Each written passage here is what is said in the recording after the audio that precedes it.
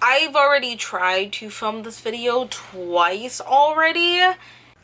Twice. So I'm guessing third time's a charm, okay? Let's go.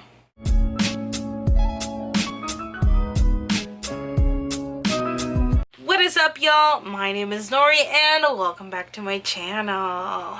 So today we are going to be doing our July wrap-up. I know we're late. There's something about wrap-ups that it's like pulling teeth, but then when I actually sit down to film it, it turns a lot of fun for me. I don't understand it either. I'm going to be posting my July wrap-up super late because of the coronavirus, plus we had a hurricane in Florida. It was a hurricane scare. We're actually preparing for another storm. It's a mess over here, but we're doing the best that we can. So, I have some exciting news for this video. A company actually reached out to me and said, hey, would you like to review one of our products in your video for an honest review, honest opinion? And I was like, of course I am. And I saw what it was, and I was a little skeptical because you know how everybody's like, oh, this is a smart this, it's a smart that. Y'all, this lamp has changed the game for me. Like, I'm not even gonna front, y'all. I'm gonna get another one for my house just because it's that good. Not because I'm reviewing these products. So I actually saved up the box right here, and it is BenQ's e-reading lamp. I have, it looks like this, but I'm going to insert one of the videos that I have, if you can see it right there. It almost looks like the Pixar lamp, but with an updated curved lamp. And when I tell you this has been life-changing for me, and I'm not exaggerating, as you can see, I have to wear my glasses when I'm reading a lot of stuff. So every time you see my wrap-ups, you're definitely going to see me with glasses for some portion, and that is because I am literally blind and I cannot read anything that's in front of me without having my glasses on. So what this lamp does, the shape of this lamp, I'll keep doing this, but it's literally a curve. It extends the light, so especially when I'm reading like graphic novels, it is lit up. Like every single corner of the book is lit up. Even inside the page where the creases, there are no shadows, which no lamp does except for that one. And this is a very intelligent lamp. Again, I'm gonna have like pictures and videos up here, but the fact is that it has a little knob right here, and it is touch sensitive. So all you have to do is tap it and the light turns on. And there's a knob that controls not only the dimness, which right there shows you how smart this lamp is. You could put it to full-on bright, or you can tone it down, especially for my night owls. Hey, we're all in this together. And not only that, but it changes the temperature of the light. I know. Again, thank you for this amazing lamp. I absolutely love it, and I do believe that it is a game changer for all readers. We have our handy dandy notebook, which has most of our important stats. I actually did not add the page count this month, but I will insert it somewhere in the video while I'm talking about my stat. So in the month of July, I actually read 12 books. I always say in the month, because I always go through like 1 week of the month where I literally don't read anything. And then I'm like, oh my god, I haven't read. What am I going to talk about in the wrap-ups? And then when I start counting the books, I read 12 books. So if I read one or more books, honestly, it's a celebration. So this month we did pretty good. Our average rating has been 4.1 for this month, which means that I read a lot of 5 stars, and I did, and I love them a lot. So we have 5 5-star reads, 1 4.5, 1 4-star reads, we have 2 3.5, and then we have 3 3 stars. I'm probably going to be changing the ratings as I talk about the books because it always happens to me, but right now this is the basis of it. Now, I read a total of 7 library books and 5 physical books. You guys, that is just a testament of how much I love my library and how much I support it. You guys, do not sleep on your library systems. It helps out the community so much. So, you know, consumerism is not always the best. You can get the books in the library. Don't waste money if you don't got it. But if you got it, go ahead and buy the books. Now, the genres that I read, it was 2 romances, 4 contemporaries, 2 nonfictions. I know, who is she?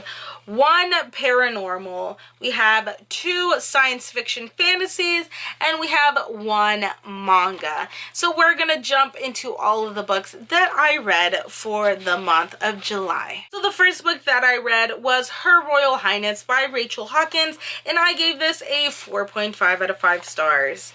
Next, it is Clap When You Land by Elizabeth Acevedo, and I gave this a 5 out of 5 stars. Are we surprised? No, we are not. Next one, it is In the Dream House by Carmen Maria Machado, and this was really difficult to rate because it is a nonfiction, but I think I'm going to bump it up to a 5 stars because honestly, this was an experience. It was a dark experience, but it was an experience. The next one, it is Marked by PC Cast and Krista Cast. This is the first book in the House of Night series, and I gave this a 3 out of 5 stars. Next book, it is A Song Below Water by Bethany C. Morrow, and I gave this a 3 out of 5 stars. Next book, it is Only Mostly Devastated by Sophie Gonzalez, and I gave this a 5 out of 5 stars. Loved it. Next one, it is If I Never Met You by Myri McFarlane, and I gave this a 3.5, almost a 4 out of 5 stars. We'll see when we start talking about the book how I feel. Next book, it is Scythe by Neil Shusterman. I finally read it, and guess what? 5 out of 5 stars. What a ride, y'all. What a ride. Next book, it is Hatsuharu Volume 1 by Shizuki Fujisawa, and I give this a 3.5 out of 5 stars. Next book, it is The Serpent King by Jeff Sentner, and I give this a 5 out of 5 stars, y'all. Shock of the year. Holy bejesus. Next book, it is What to Say Next by Julie Buxbaum, and I gave this a 3 or a 3.5 out of 5 stars. I'm not sure yet. And the last book that I read was Hood Feminism by Mickey Kendall, and I gave this a 5 out of 5 stars, y'all. What a book. So these are all the books that I read for the month of July. Now, if you got what you wanted from this book, thank you so much for watching. If you're just looking for one review, just fast forward until you see the picture up here because I keep all the pictures of the books in my videos for a visual representation. So without further ado, we're just going to jump right into these reviews. First book that we're going to be talking about, it is Her Royal Highness by Rachel Hawkins, and I gave this a 4.5 out of 5 stars.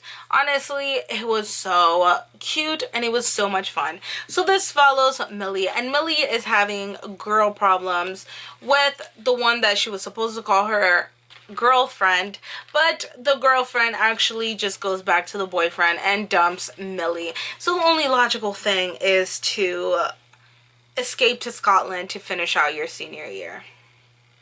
I know, right?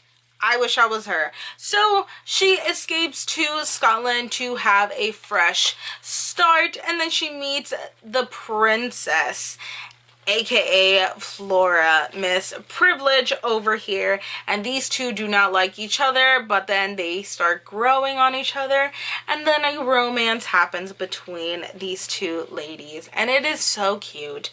It is so fun. The scenery is amazing. This almost reads like an adult romance, one of those super quick ones from Kindle, because this book is very short and it reads super fast. So if you're looking for a quick YA romance that has a sapphic relationship, this is the one, y'all. This was cute, this was fun, it was short, it was great. I highly suggest that you pick this up.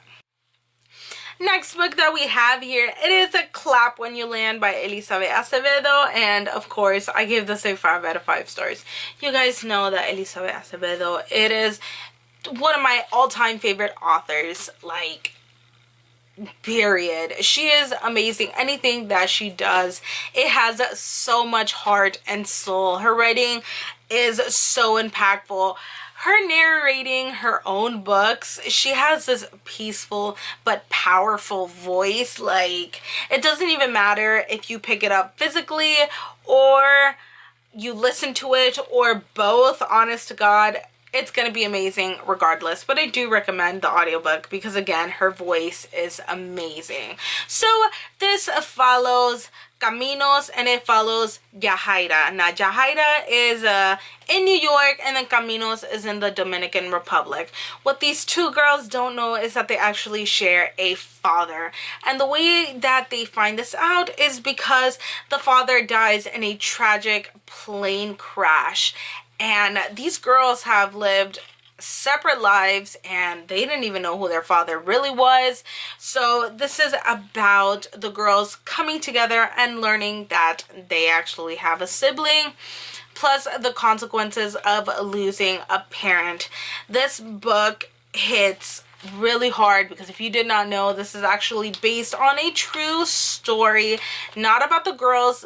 It does happen, but after 9/11, this plane crash was on its way to Dominican Republic and more than 200 people died, and most of them were actually Dominican because they were going to the Dominican Republic. So this book, after you find that out, this book hits really hard and it is intense. It does have trigger warnings like death of a parent, it has burials, it does have sexual assault. It has a couple other trigger warnings. I will link them down below, aka I will write them down now. Some of them might be a little spoilery, but if you really need to know, I will have the information down below. Again, this book was amazing, and anything that Elizabeth Acevedo writes, I highly recommend. The next book that we have here, it is In the Dream House by Carmen Maria Machado. And this is a memoir, so this does count as nonfiction. And I originally gave it a 4 stars, but I think I'm going to bump it up to a 5 stars because this is probably one of the most unique memoirs I've ever read in my entire life. And this pretty much is a detail of her past with an abusive relationship with her ex-girlfriend. So the way that they portray it, it is through what is called the dream house, of like the house that she was living, and she shows us these memories and they're so raw and they are powerful and they're very haunting. Like, this book is something else, you guys. Again, it is an experience. By far one of the most unique memoirs that I've ever read in my entire life, and I do suggest that you pick this up because, again, it was an experience. It was very entertaining, it was very upsetting, and it was very sad. I went through all the emotions over here. Again, I do recommend this book. Next book that we have here, it is marked by PC Cast and Kristen Cast, y'all. This is an oldie. Like, this was published in like 2007, so you know this book is gonna be problematic. Like, let's be real, it's gonna be problematic. One of the things that I cannot speak to, it is the representation over here. Like, Zoe, her name is Zoe Redbird, and if that is an indication, she is part Native American, and she does have her grandma come in, and there is a lot of talk about like spiritual animals, and she has a vision, and I cannot speak to the representation. I don't know if this is actually good or if this is harmful, so take precaution, friends. Plus, this has a couple other, like, it has slut shaming and has all those like 2000 tropes, so do take that what you will. So this follows our main character, Zoe Redbird, and she actually gets chosen to become a vampire, but in this world just because you get chosen to be a vampire doesn't mean that you're actually going to live to see that you become a vampire, because the process is so intense that sometimes the body can't handle it and you die before you change. So there's this House of Night Academy where it keeps all of the teenagers who are transitioning to become a vampire. So we follow her story, and yeah, I give it a 3 stars because even though it was problematic, this book was actually very entertaining in a 2000 way-ish. I had a good time, and I'm going to continue on with the series and check this out, because I know that somebody said that the books do improve over time, and I believe this one ended in 2012. So I'm kind of excited to see where the story goes. The next book that I read, it is A Song Below Water by Bethany C. Morrow, and I gave this a 3 out of 5 stars. Now, I do not want to talk about this book a lot because I am going to actually buy the physical copy and give it a try there. And the reason is because I was expecting something totally different from this book, which means that my expectations were set way too high, and that probably hindered my experience from this book. So I'm not trying to knock this book down, not yet. So this book follows Effie and Tavia, and they are sirens in this world. In this world, we have gargoyles, we have sirens. I believe we even have like mentions of giants and pixies as well. So this is a fantasy world, but it is set in regular time. It's weird. It's weird. It's almost like a magical realism, but fantasy mixed with our world. Again, it's weird. So these girls are hiding their powers, their siren powers. It is because a siren just got killed, and that is sparking up some controversy and a lot of political talk, because most of the time black women are the only ones that can become sirens, so there was no reason for her to die. So, you know, people are piping up, race comments are being thrown. It turns very political, and it is very dangerous. Now, with one of them releasing their siren power, things kind of go downhill from there. Now, the reason why I gave this a 3 out of 5 stars, and it's almost a 2.5 for me, it is because this book was marketed as mermaids, like black mermaids, but this book has nothing to do with black mermaids. And another way to describe this book is that the contemporary side, like the political side, it's done really well. It's done really amazing. Like, the commentary was there. I loved the contemporary side. Now the fantasy side, it was not there. Like, the world building, I was so confused. Like, we were thrown into this world expecting to know everything that was happening. No explanations, no nothing. The fantasy aspect was, honest to God, it was not good. It was not there. I was confused. That is the reason why I want to get a physical copy, so I can actually annotate and go back and forth just in case I am confused, and then I will give my final thoughts on this book. But if you still do want to pick it up and try it out for yourself, I do encourage for you to do that. The next book that we have here, it is Only Mostly Devastated by Sophie Gonzalez, and I give this a 5 out of 5 stars. Now, I might be biased on this, and I will explain why. So this follows Will and Ollie, and this is the best way to describe this book. It is queer Grease retelling. If that did not like hype you up to read this book, I don't know what else will. So we follow Will and Ollie, and they have this summer fling, which we do get in the book in flashbacks, and they start falling in love with each other. And Ollie is there because his aunt, this is a trigger warning, so cautious, his aunt has cancer.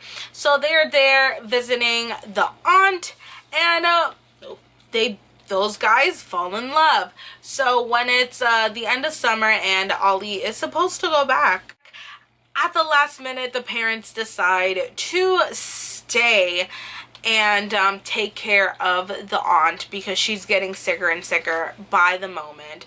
So Ollie loses contact with Will because Will ghosts him. And, you know, Ollie's almost heartbroken because he doesn't understand, and he wants to tell him, hey, I'm staying in this state. We should meet up. So it's Ollie's first day of school, and, he finds out that Will goes to his school. But most importantly, Will is not out as being gay. So this sends for a whole story, and it was so cute and it was so sad. And one of the reasons why I am very biased towards the story is because I do have some experience with a family member with cancer. And another thing is that in the friend group there is this plus size main character with PCOS. That is the first time I've ever seen a character that says that she has PCOS. And that is such a big deal to me because, again, we always talk about it, but representation is so important. This was just a whole ride, and I absolutely loved it, and I gave it a 5 out of 5 stars. So I highly suggest that you pick this up. The next book that we have here, it is If I Never Met You by Myri McFarlane, and I gave this a 3.5, close to a 4 out of 5 stars. And this follows Lori and it follows Jamie. Now Lori has been in a very long relationship, 20 plus years, with the same man, and then one day he actually breaks up with her. And I say boyfriend because he has never proposed. So that's already a topic of discussion.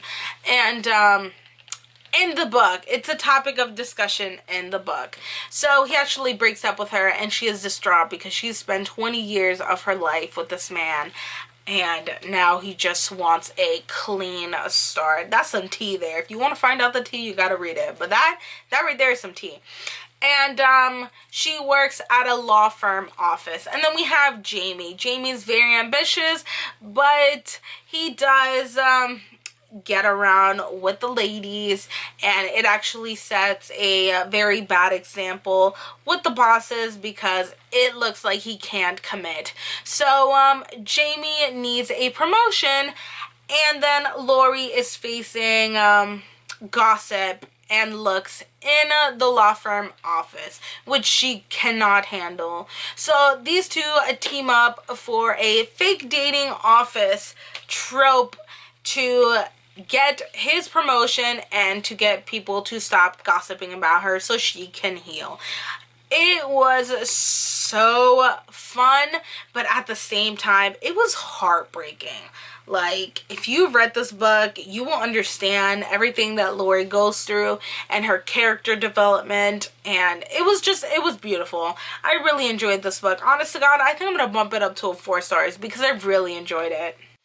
The next book that destroyed my whole entire soul was The Serpent King by Jeff Zettner. You guys, if you saw my last month's cookie jar, I even said that I don't think I was going to read this book because this book does put Christianity, extreme Christianity, in a very bad light. I said that I was sick and tired of people using religion as the bad guys. Like, I'm sick and tired of that trope. So I almost did not pick this up, but a couple of you guys were like, hey, I think you should still pick this book up. And I listened to you guys. Thank you for everybody who commented on that video, because this is definitely one of my favorite books. Like, I would say top 10, one of my favorite books, because this destroyed me. Like, I literally had to run to the bathroom in my job so I can sob.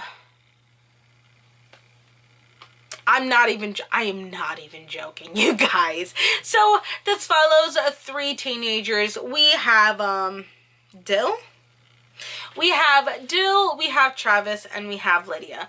Now Lydia is really big on the internet, but she plays it like I'm not like the other girls and I'm from a small town and all of this stuff. And she is getting really frustrated at her friends because they just want to stay in this town, and she sees the potential and she does not want them to stay here.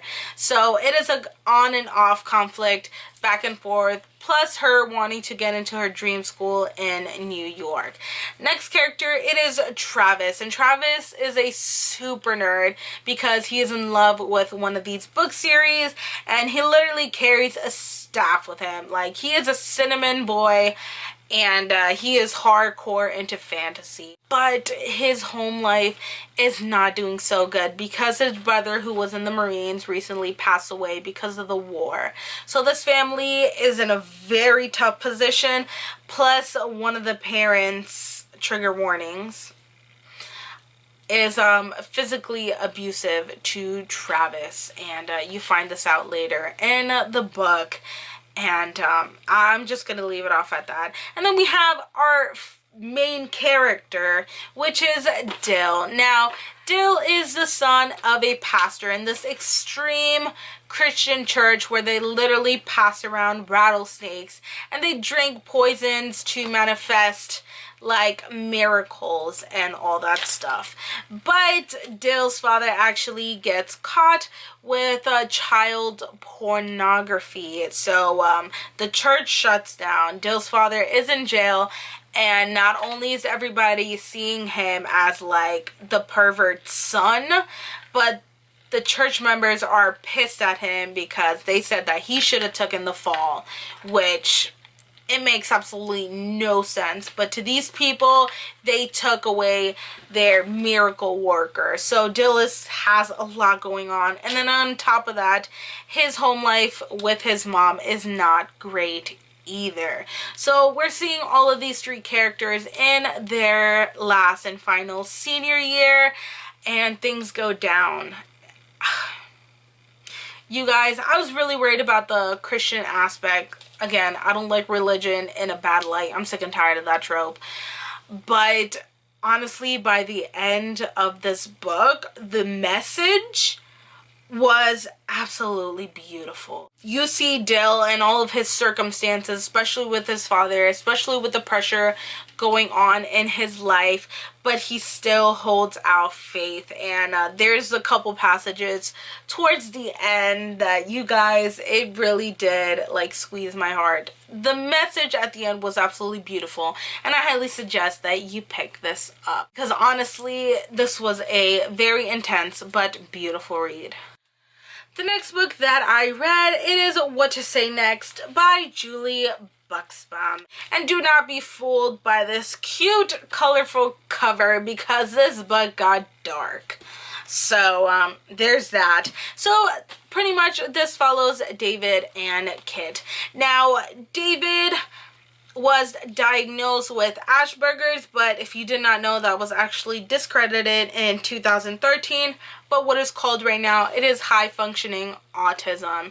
So we have a neurodiverse character, and I cannot speak about that representation, but I've seen a couple of reviews and the representation is really good. And then we have Kid, who just lost her father to a car crash. So these two unlikely characters meet together, and it's through quantum physics. So Kid has a very important task for David, and that is to find out if the dad's death could be prevented from the car accident that he had. So these two create a bond, and there is a romance. Now this book gets dark, and it has a couple trigger warnings. Again, death of a parent. It was the car crash. I know there is a couple other things, but those go into spoiler territory. If you really want to know, I will have the spoilers in the link down below if you do want to see it. But if not, you can also Google it, because I know somebody had a spreadsheet about all the books with all the trigger warnings. So I think I'm going to try to find that and just link that over here. So yeah, it follows those two, building up a friendship and maybe even more to a romance. Now, it does have a couple of tropes that I don't really agree to, like slut shaming, and then a couple other where I'm just like, That's why I gave it like a 3.5 out of 5 stars, but overall, I still thought it was a pretty good book. The last and final book that I read, it is Hood Feminism by Mickey Kendall, and I give this a 5 out of 5 stars, y'all. It's not that I can't talk about this book, but it's a nonfiction book, and it's pretty much self-explanatory, but this book was so insightful, and it pretty much talks about mainstream feminism and how it's incorrect, because mainstream feminism only talks about, you know, pay raises and clothing, and it only caters to white women. But if you dive deeper into the word actually feminism, there's a lot of other topics that nobody talks about, and it goes into a deep dive discussion about all of those topics. You guys, when I told you that I wanted to highlight every single page because this book was so good, and I was just like, wow. I was just astounded because everything that I was reading, I was like, oh my god, this is so right.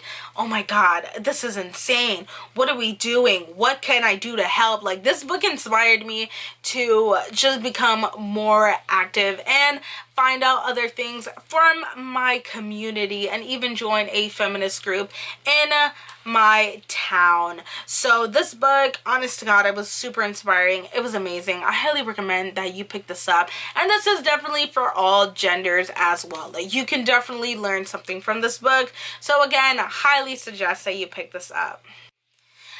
Alright, y'all, and that is the end of July wrap up. We got through it, y'all. I don't know what's wrong with me and not wanting to film wrap-ups, but you know what? Next month is another month, and I'm going to try my best to get this video in the first week. Y'all, hold me accountable, okay? Hold me accountable. We're gonna be doing our August wrap-up on time. I am saying it now. Plus, September is my birthday month, so your girl's gonna be busy doing a lot of videos. Definitely some of my favorite videos as well. So, again, thank you so much for watching my channel. Thank you for all your love and support. Make sure that you like and subscribe, and do turn on the little bell notification so you get to see when I am posting again. If you have nothing else to say or comment, leave down your favorite emoji, because again, I understand sometimes we're just watching and we don't got time to comment. It's fine, just leave an emoji down and I'll send you all my purple hearts. Thank you so much for watching my channel. Again, I love how I always repeat that, but like, I'm really grateful. Okay, y'all? So we're going to say goodbye and good night, and I will see you next time. Bye.